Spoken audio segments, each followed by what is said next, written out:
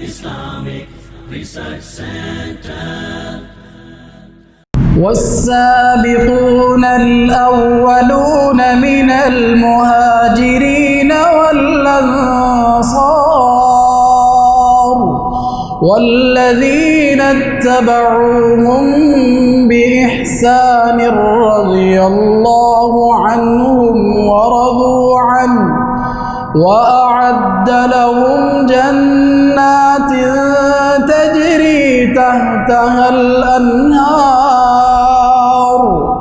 تجري تحتها الأنهار خالدين فيها أبدا ذلك الفوز العظيم.